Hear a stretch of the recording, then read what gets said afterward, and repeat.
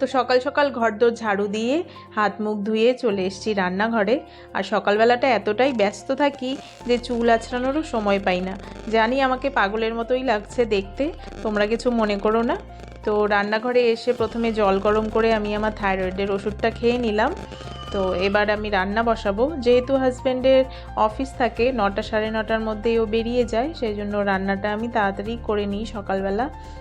চেষ্টা করি সব কাজগুলোই সকালের মধ্যে সেরে ফেলার, যেহেতু আমার একটা ছোট্ট মেয়ে আছে। তো আজকে বানাবো, এদিকে ভাত বসিয়ে দিয়েছি, আর বানাবো ট্যাংরা মাছ। ট্যাংরা মাছটা আলু দিয়ে করব। তো হলুদ লবণ দিয়ে মাছগুলো মেখে নিচ্ছি, আর এদিকে ভাতটাও হতে থাক। তো ভাতটাও উতলে গেছে, আর মাছগুলো এদিকে ভাজা হচ্ছে। আর ট্যাংরা মাছ বলুন, যে কোনো আঁশছাড়া মাছই বলুন, এত ফাটে যে প্রচণ্ড ভয় লাগে, গায়েটায় একদম ছিটে আসে তেল। এদিকে আমি আলু পেঁয়াজ সব কেটে নিলাম মাছের ঝোলের জন্য। আর এবার একটা মশলা করে নেব।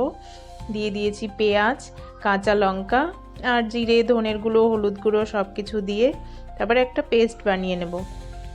এদিকে আমার ভাতটাও হয়ে গেছে, আর একবার মাছগুলো ভাজা হয়ে গেছে, আর একবার দিয়েছি, তো সেটাও ভাজা হতে থাক।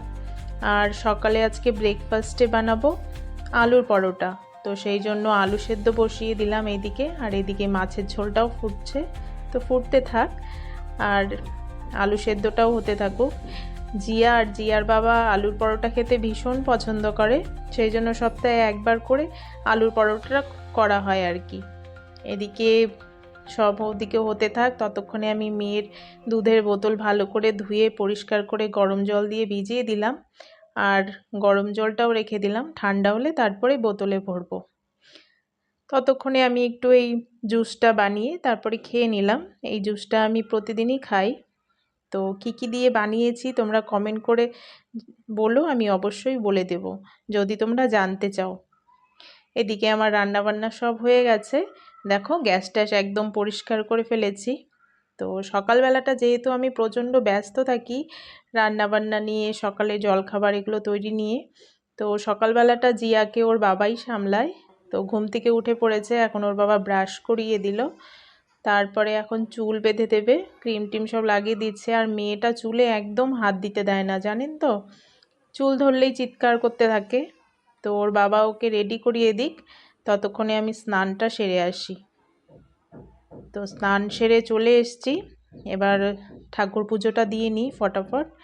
তো ঠাকুর পুজো দিয়ে এবার মেয়েকে একটু খাইয়ে নিচ্ছি। 8:30 9টা বেজে গেছে, সকালে উঠে কিছু খায়ও নি। তো সকালবেলা ওকে একটু দুধ কলা ভাত দিয়ে খাইয়ে দিচ্ছি।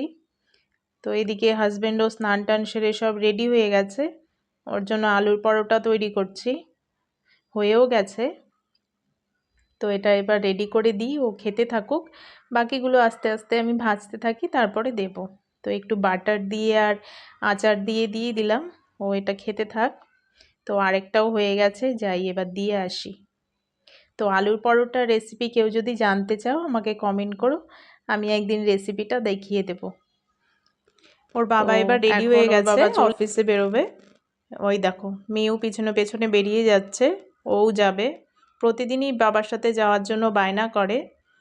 তো এখন ওকে আমি স্নান করাবো, খাওয়াবো, ঘুম পাড়াবো, এই করতে করতেই আমাদের সারাটা দিন চলে যাবে।